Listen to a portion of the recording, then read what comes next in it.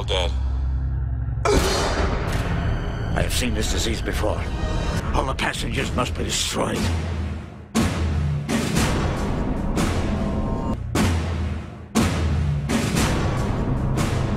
He's here.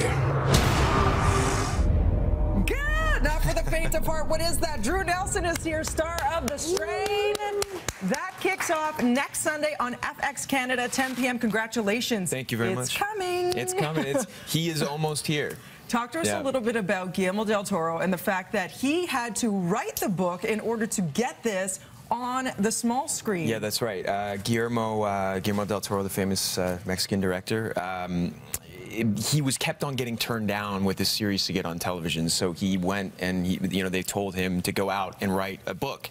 So he ended up writing a trilogy of books and then pitched it to the networks, and FX was the one that took it up. Good for him. Yeah. He truly put in the work because he believed in this. And, everyone's saying this is not your regular vampire Twilight or Interview with a Vampire type That's right.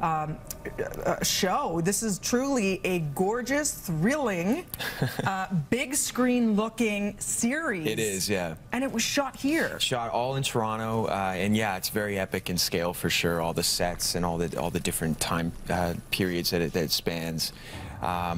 Guillermo's a master of creating worlds, and I think he's doing it again in The Strain. Okay, we're not allowed to say much in terms of plot. No, we're you not. have to watch it in order to figure out how or see how it unfolds. That's right. But what can you tell us in terms of the nitty-grittiness that is the vampire species in this one?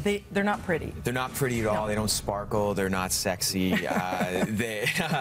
It's all. They're very, very much primal, feral creatures that are out to kill whatever they can, and as many things as they can to spread the virus. So what's it like, on set? You had an incredible cast. We had Natalie Brown in not too long ago. Love Nat. Was it a very friendly set? There's a lot of fellow Canucks. Yeah, there was a few Canucks. Myself, Natalie, of course. This guy named Stephen McCarthy, who's a great actor in town.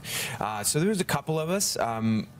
It was a creepy set to be on. There was a lot of vampires walking around, so I imagine eating a sandwich. Yeah, for sure. They're in the lunchroom, just like having catered food. It's just we were like taking pictures of people. No garlic though.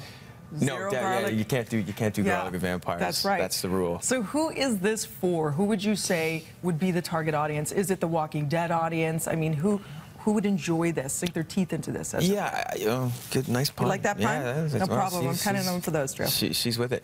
I would say, anyone that did like The Walking Dead in terms of it being like an ensemble cast, suspense, horror, thriller, a lot of gore and stuff. I think The Strain is very much for them.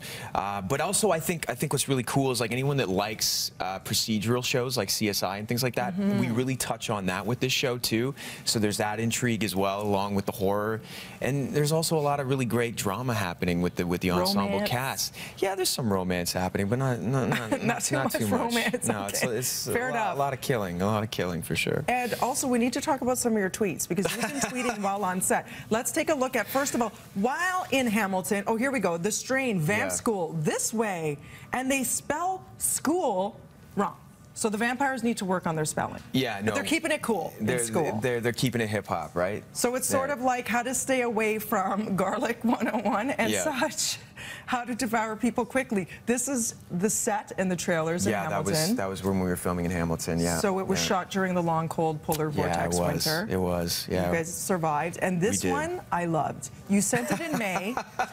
We were talking this morning about the new study that's out that says there was an article written that the Americans, we are the envy of them in the sporting world because of basketball, because of, baseball, because of now going into Wimbledon. We've got Jeannie Bouchard and Raonic going and representing. And Raonic, yeah, huge. That was regarding what though?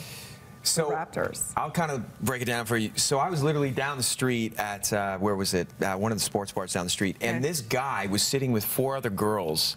And every time I turn to look, I mean, this is Game 7 of the Raptors. This is like everyone's on their feet going crazy. And this guy's on his phone. The whole time? The whole time. So I had to take a picture. Like, I had to. There's screens everywhere, but you were distracted by the guy. The guy was who couldn't even focus on the game. It was killing your viewing experience. It was destroying. Yeah, it was killing my heart, is what it was. But yeah, so I had to take a picture, and then I tweeted it, and I imagine I got some retweets and all that kind of stuff. It was kind of a hit. It was cute. Talk to us a lot about, we know all the Canadian shows that you've been a part of, but you started out as an extra, was it, in Friends, like with Jen Aniston? No. What was it? Is that not true? Here's the background with that. I think somehow my IMDb page, which is like, you know, one of the major sources, reputable sources to see one's resume, someone hacked into it, I think, and wrote that I was on Friends. What a good story, though. Go with it. Yeah, right? Who doesn't want to be on Friends? Absolutely, because it was in IMDb and Wikipedia, so I'm like, oh, this is good as done. My detective skills are ask about Jen Aniston. The craziest part about that is that I was rumored to be in the Star Wars movie, the new Star Wars movie, for like over 2 months. Go with that one, too. I went with that. I definitely went with that one, so, yeah. Who would you want to be if you were in the new Star Wars film? Oh, definitely one of the villains, for sure. Yeah, very good. Could you give us a little Yoda, maybe? One of the villains, I must. That's really good. See? Now you put it out to the universe, and you can thank us when you get cast. Amazing. For more information, everybody, check it out. It's called The Strain, and of course, debuts and premieres next Sunday. That's July 13th. How appropriate. 10 p.m. Yeah. 10 p.m. FX Canada, continued success. Thanks very much. Loved you in Friends. Oh, thank you. Loved you in Friends. Thanks, Tina. Right now, over to Kevin Frankish in the newsroom. Was he the one making the coffee in the background?